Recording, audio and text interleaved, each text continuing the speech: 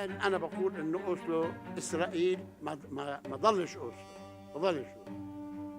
أنهت أوسلو، أنهتها، ولذلك من القرارات التي يجب أن تؤخذ موضوع أوسلو. وين نروح؟ وين رايحين؟ Strong words that show peace between Israel and Palestine is as elusive as ever. The Palestinian president was speaking at a two-day meeting in Ramallah earlier this week. He was addressing the Palestinian Central Council, which showed it's ready for decisive action. We assigned the Executive Committee of the Palestine Liberation Organization to suspend the recognition of Israel until it recognizes the state of Palestine along the 1967 borders and revokes the decision to annex East Jerusalem and stopping settlement activity. But that activity has far from stopped.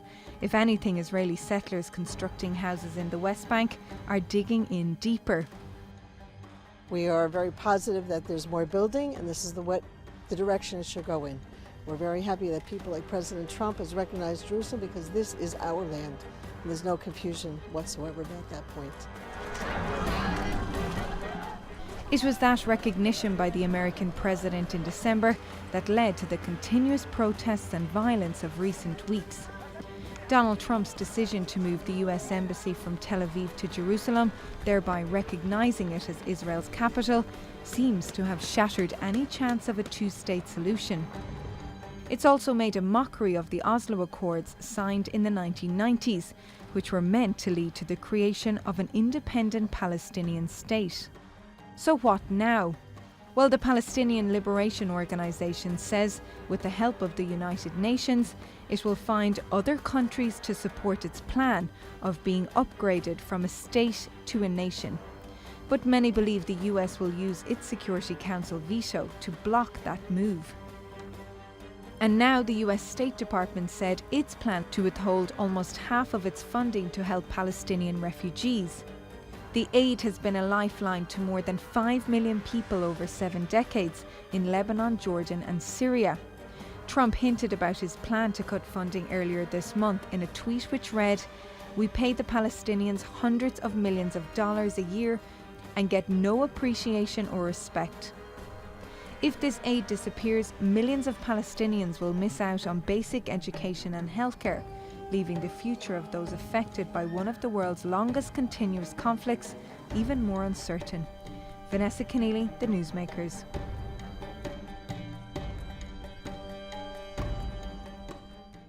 Let's begin our conversation with Daniel Gorevan. He's the Regional Director of Advocacy and Media for the Norwegian Refugee Council in the Middle East, and he joins us from Amman. Daniel, good to talk to you. So, the Trump administration has cut the budget that goes to UNRWA, and this money goes to Palestinian refugees. Is it fair? In our view, this is a shocking and shameful decision, and the impacts of this decision will be felt across the region and will be devastating. So to give you just one example, in Gaza, 1 million people receive food assistance from UNRWA, 250,000 children receive an education in UNRWA schools. And the US is the biggest donor to UNRWA. The European Union is the second biggest. And these cuts represent a 50% decrease in the contributions of the US to UNRWA. So the implications of this decision will be poor people going hungry and children being out of school. But what is truly shocking about the decision is it is driven purely by a political agenda, is a political response to a political problem, that is poor people that will suffer. They're pointing out that other nations need to fill the gap because other nations do contribute to UNRWA. Can they fill the gap? I think they certainly could. In the Norwegian Refugee Council's view, in the first instance, we are calling for the US to reverse this decision. It's within their power to do that. To reverse the decision and fully fund UNRWA once again. Other nations, in the absence of that, should step up into the breach which has been left by US leadership. So we are calling on other donors to fill that gap so that people don't go hungry, so that they have adequate shelter, and so that their kids can go to school. And for those Americans who would say, I'm a taxpayer, why should these Palestinian refugees be any of my business? If it's Gaza, it's Hamas's problem, or even the Palestinian Authority's problem. If it's a refugee camp in Jordan, it's Jordan's problem. If it's in Lebanon, it's Lebanon's problem. Why does this have anything to do with me? The US is the world's biggest humanitarian donor. This is a key part of its international policy, is to provide people who are in need of assistance with aid, and they do this across the world, and that is a very positive act of generosity on behalf of the American people. What is deeply concerning with this decision is it is mixing politics with aid. It is anathema for organisations like NRC that the government should decide whether a child gets an education or somebody goes hungry based upon the decisions of their leadership. So we are just asking for consistency from the US government, and to avoid this politicized approach which plays with the lives of poor Palestinian people. You say it's a politicized approach. What is their approach? What is the political motive, in your opinion?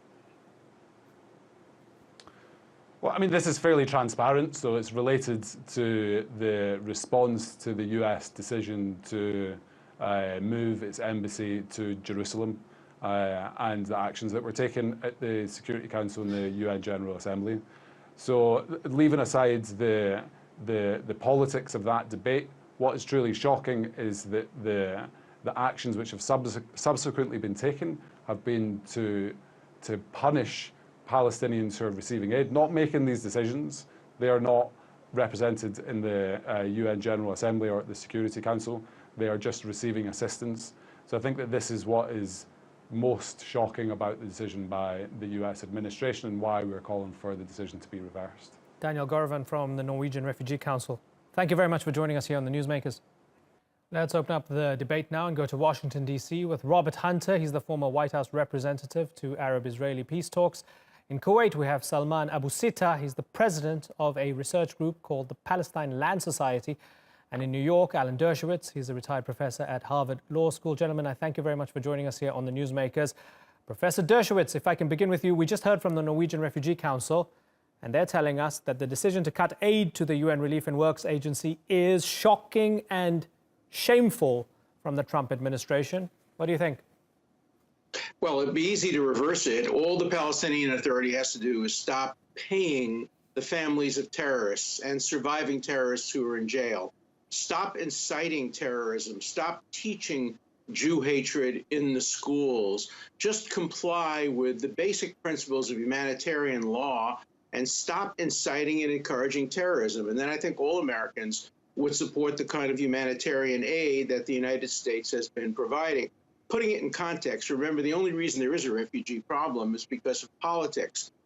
Israel absorbed 700,000 refugees from Arab countries, and they didn't make a political point of it, whereas the Arab states have created the refugee problem in order to encourage festering hatred for the nation state of the Jewish people. So yes, it's been politicized, but it's been politicized by the Arab countries and by the Palestinians by keeping these people in refugee camps in violation of all humanitarian principles. Even if the PA was inciting violence within the refugee camps, we have Jan Egeland, the former UN humanitarian chief, who says this is a bad idea. He has a long quote on it. Sweden's UN ambassador, Olof Skog, saying this will be destabilizing for the region. Human Rights Watch saying this is vindictive and a bullying tactic. So let me then ask you, even if it was true, is it worth it making these people living in squalid refugee camps suffer like this?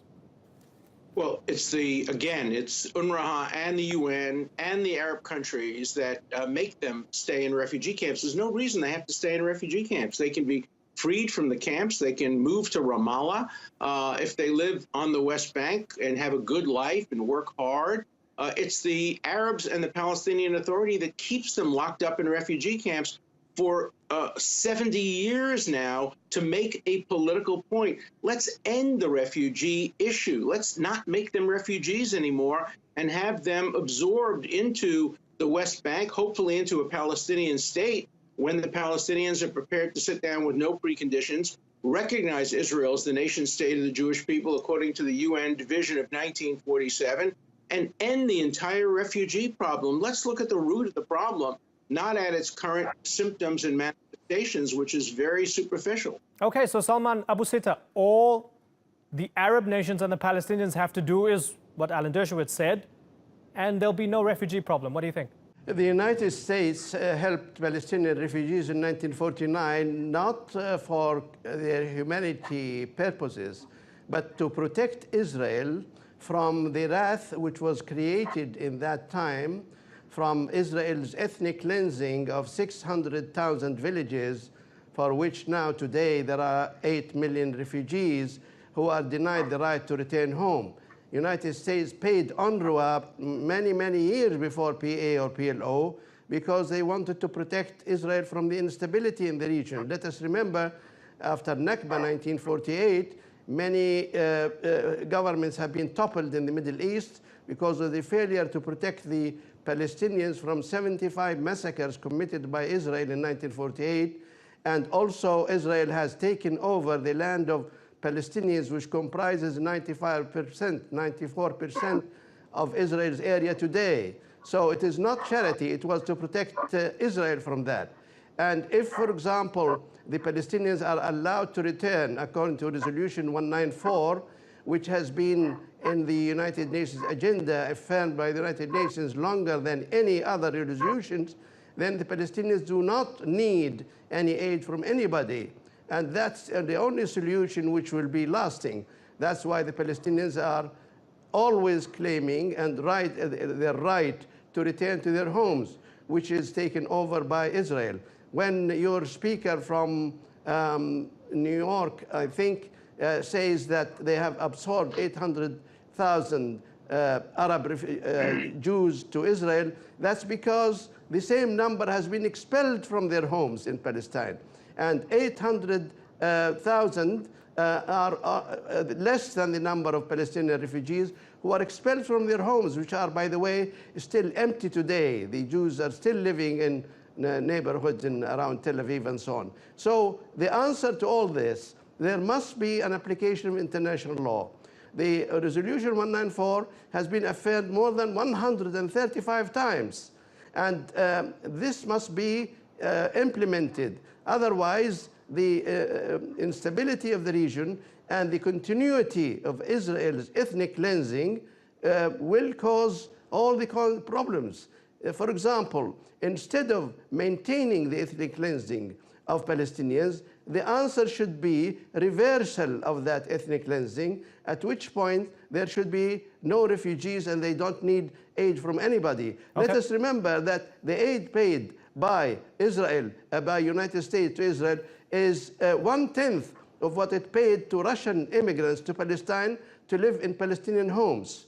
Okay. And the aid given by United States to Israel is 50 times the amount paid to Palestinians. Okay, and I'm going to get a response from Alan Dershowitz in a moment, but before we get that response, let me bring in Robert Hunter. Mr. Ambassador, somebody who represented the United States, who was at the table in trying to thread the needle and find a solution, when you see what the Trump administration has done and you add it to the recognition of Jerusalem as the capital of Israel and planning to move the embassy from Tel Aviv, are you proud as an American that this is where it's going? Well, I wouldn't get into business about whether one is proud or not. I think the real question is not what happened 50, 60, 70 years ago. We could argue that all day. It's where do we go from here?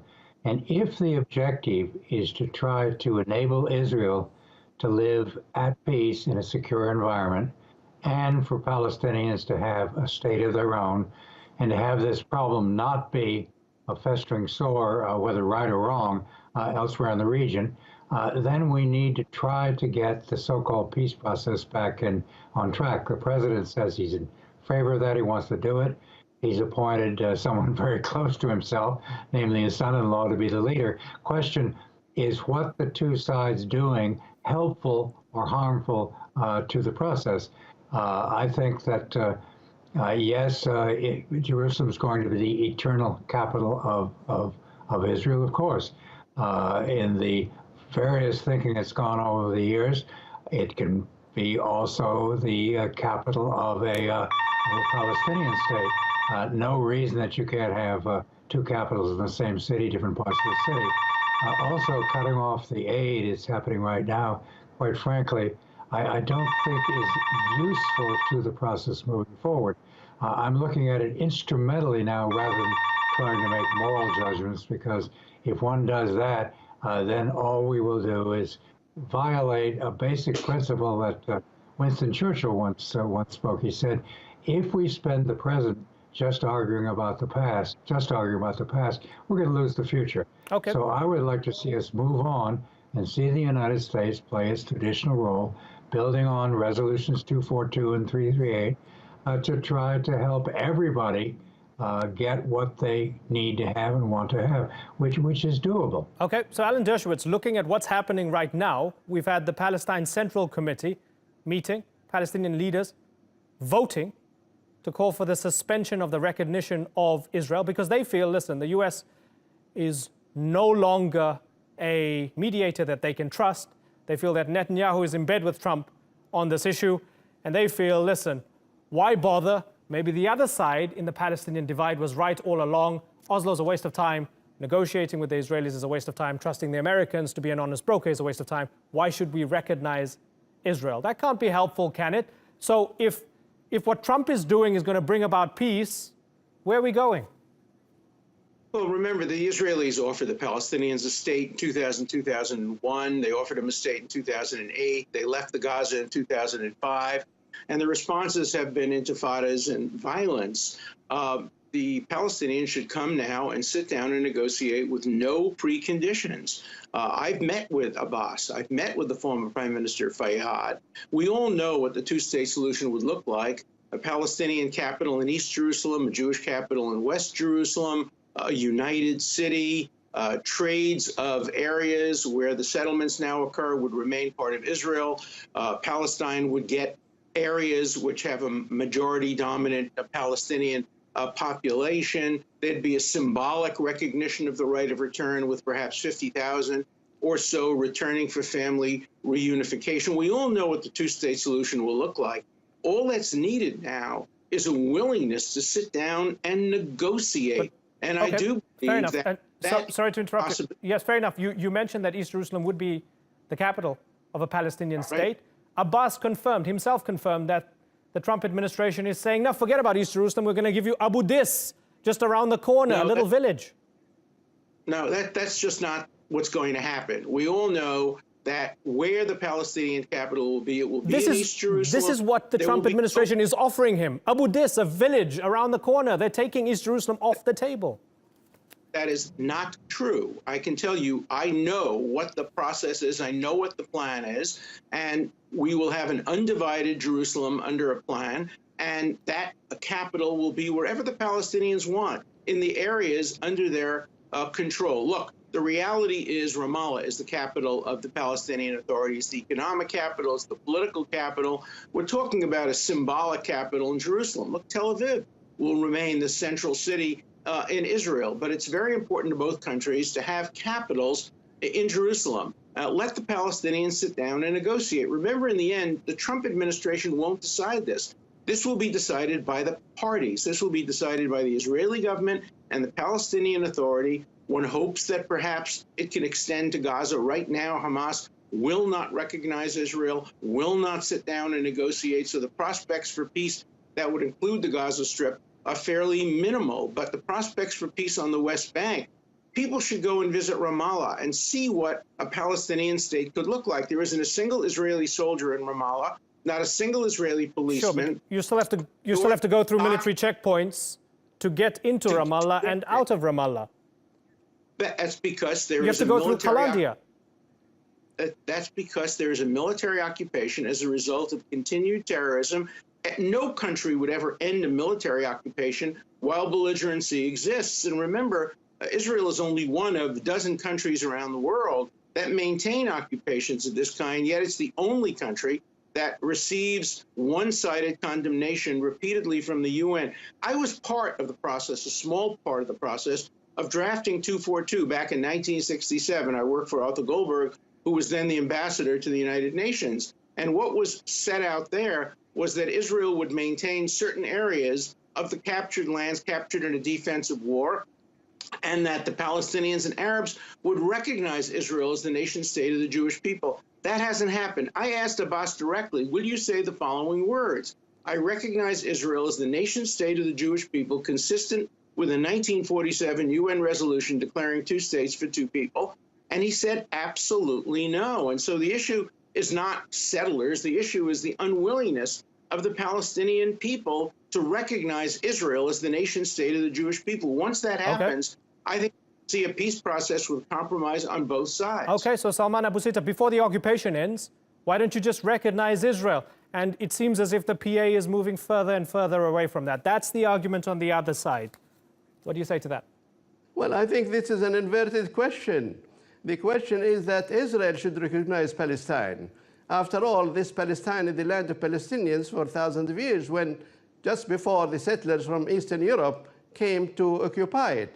Let us remember that in 1948, 94% of the land in Palestine is owned by Palestinians, and only the settlers could manage 6% under the British mandate.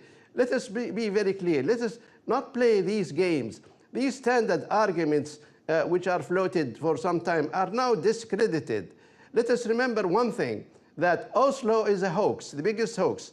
Yasser Arafat took a big risk in order to save so much of Palestine. He's proven to be wrong. The two-state solution is also dead end because it's only a cover for more occupation of the West Bank. All these political acts are of no value as compared to the international law. International law should apply first, and political acts of let me just answer the point by Dershowitz when he said a United Nations resolution of 1947. He should know, if he studies law enough, he will know that this is only a suggestion. It is not binding. Also, it never said that what is meant was a Jewish state only for Jews as a Jewish state. The words Arab and Jew used by the British to indicate Arab for the Palestinians and Jew for the settlers who came from Europe. If you read the chapter 2 and 3 of the partition plan you refer to, you will know that this is absolutely against any racism and any discrimination of one group or another. If you also read history well, you will find that in March 1948, the United Nations and the United States abandoned the partition plan. So Israel has no legitimacy in international law at all.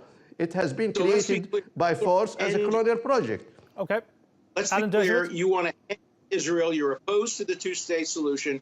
You're opposed to the existence of Israel as the nation state of the Jewish people. Let's be clear what your position is. You're asking Israel to commit political suicide, end its existence as a state. You want there to be 8 million people who claim to be refugees, 700,000 actual refugees, most of whom are no longer living. But you want to bring 8 million people into Israel, turn it into another Islamic fundamentalist state governed by Sharia law. You want to expel all the Jews from Israel. Remember that Jews lived in Israel from... So let's ask the man if he's implying any of that. Okay, let's ask the man if he's implying any of that. Salman Abu Sita.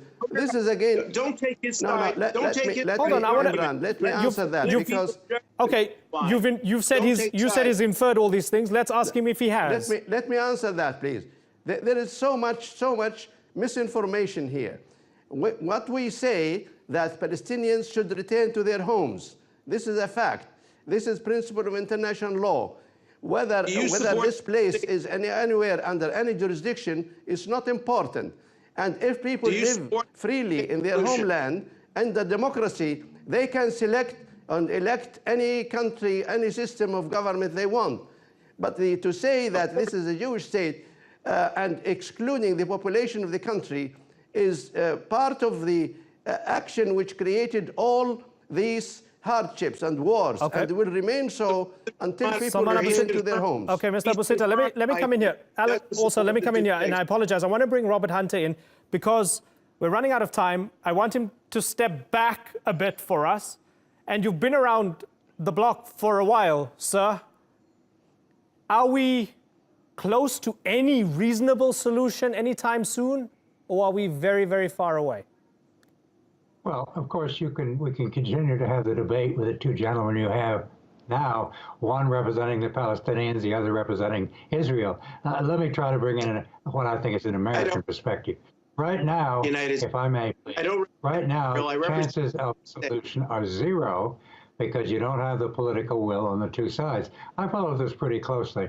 Resolution 242 did not talk about dividing things up.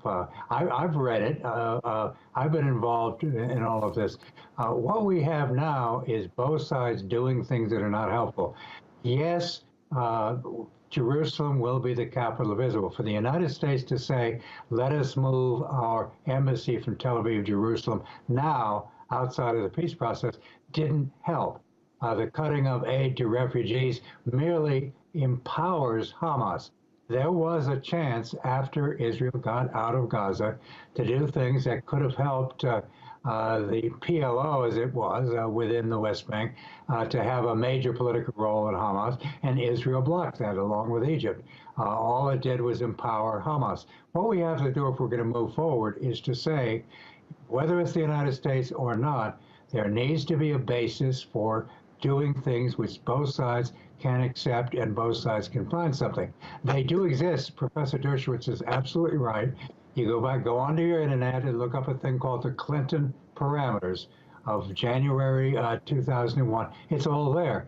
The problem is right now, the Trump administration has thrown in its lot totally with Israel. Okay, and fair enough. And as a result, and many would say, I mean, and this is the thing, people will say, you're telling us to Google it. That was 3 US presidents ago. It's a long time ago, just like everybody else is citing the past. Perhaps you're doing the same here. Ambassador Robert Hunter, Alan Dershowitz, and Salman Abu Sitta, I have to move on. Unfortunately, we are out of time. I thank you very much for joining us here on the Newsmakers.